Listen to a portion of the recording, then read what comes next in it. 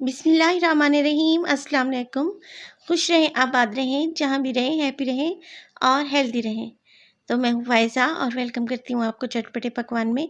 आज जिस चटपटे पकवान में बना रही हूँ मैं, झटपट से बन जाने वाला ज़बरदस्त और मज़ेदार सा पिज़्ज़ा।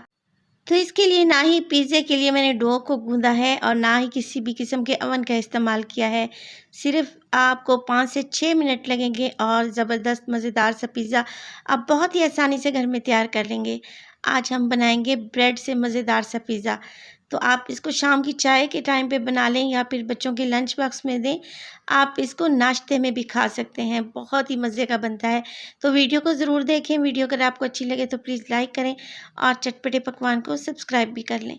तो चलें जी, जल्दी से चलते हैं अपने किचन में और बनाते हैं मज़ेदार सा ये ब्रेड पिज़्ज़ा। तो ब्रेड पिज़्ज़ा बनाने के लिए सबसे पहले तो मैं एक बाउल में ले लूँगी 4 अंडे हैं मेरे पास बड़े साइज़ के। अगर छोटे साइज़ के हों तो आप 5 भी ले सकते हैं।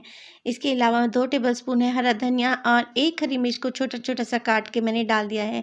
इसमें डालूँगी 1 क्वार्टर टीस्पून नमक और 1 क्वार्टर टीस्पून ही काली मिर्च का पाउडर डालूँगी। आप अपने टेस्ट के अकॉर्डिंग डालें। और अगर बच्चों के लिए आप बना रहे हैं तो फिर इसमें सब्ज़ मिर्च को स्किप भी कर सकते हैं।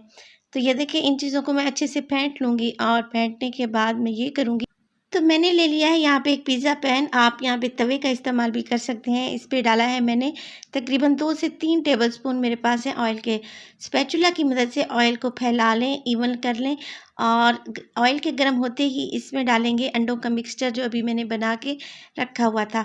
और देखिए, स्पैचुला की मदद से मैं अंडे को भी फैला रही हूँ ताकि एक बड़ा सा पिज़्ज़ा हमारा मज़ेदार सा तैयार हो जाए। बहुत ही डिफरेंट और यूनिक सी रेसिपी है, आप इसको ज़रूर ट्राई करें। देखिए, अंडा जो है वो हल्का-हल्का सा पकना शुरू हो गया है, हल्का-हल्का सा वाइट हो रहा है।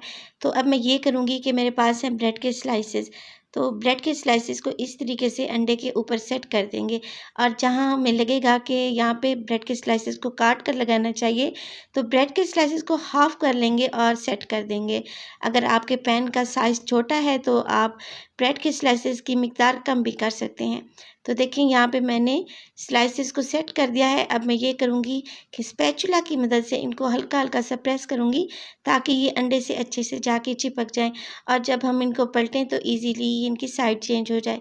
देखिए, अंडा नीचे से पक चुका है तकरीबन 2 मिनट के बाद, क्योंकि फ्लेम बिल्कुल मैंने लो रखी थी।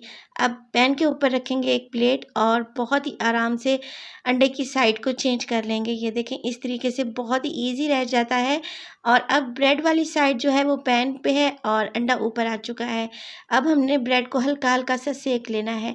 तो फ्लेम बिल्कुल स्लो रखें, बिल्कुल दम वाली फ्लेम रखें। और ये देखें, अब हम ये करेंगे कि मेरे पास है यहाँ पे टमाटो केचप। अगर ज़्यादा स्पाइसी खाते हैं तो फिर आप यहाँ पे चिली गार्लिक सॉस का भी इस्तेमाल कर सकते हैं।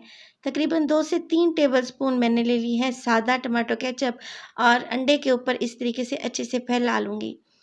केचप लगाने के बाद मेरे पास है यहाँ पे देखें चीज़ के स्लाइसेस और ये है मेरे पास चेडर चीज़ के स्लाइसेस। अगर आपके पास शट की हुई रखी है तो वो डाल दें। ऊपर मैं डालूँगी मोज़रेला चीज़ और ये मोज़रेला चीज़ है श्रेडेड, तकरीबन हाफ़ कप के बराबर। तो अगर आपके पास कोई भी चीज़ रखी है आप इस तरीके से लगा सकते हैं।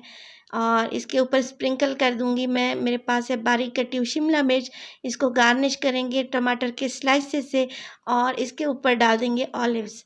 तो आपका जो दिल चाहे मर्ज़ी इस पे डाल सकते हैं। आप इस पे कॉर्न्स डाल सकते हैं, बारीक कटी हुई गाजर डाल सकते हैं। इसके अलावा अगर आपके घर में सॉसेजेस रखे हुए हैं तो वो भी इस पे डाल सकते हैं। तो ये देखें, इसको दम पे लगा देंगे 5 मिनट के लिए ताकि जो चीज़ है वो मेल्ट हो जाए और जो ब्रेड है नीचे वो भी अच्छी सी क्रिस्पी हो जाए। तो देखिए, फ्लेम को बिल्कुल लो रखेंगे, मैं बार-बार आपको बता रही हूँ। और लो फ्लेम पे हमने इसकी कुकिंग करनी है 5 मिनट के लिए। 5 मिनट के बाद देखिए, मज़ेदार सा हमारा ब्रेड पिज़्ज़ा तैयार है। आप इसको एक बार बनाएँ, आपको बहुत ही पसंद आएगा और बच्चों का तो ये फ़ेवरेट होता है। तो माशाअल्लाह से देखें, इतनी ईज़ी सी रेसिपी है, आपको घर में तमाम चीज़ें बहुत ही आसानी से मिल जाएँगी और ये हेल्दी भी है क्योंकि हमने इसमें अंडा इस्तेमाल किया है। तो इस रेसिपी को ज़रूर ट्राई करें। रेसिपी अगर आपको अच्छी लगे तो प्लीज़ लाइक करें और चटपटे पकवान को सब्सक्राइब भी कर लें और अपनी फैमिली और फ्रेंड्स में भी शेयर करें। तो अपना बहुत सारा ख्याल रखिएगा। फ़ायज़ा को भी अपनी दुआओं में याद रखिएगा। मुझे दीजिए इजाज़त, टिल देन, अल्लाह निगहबान।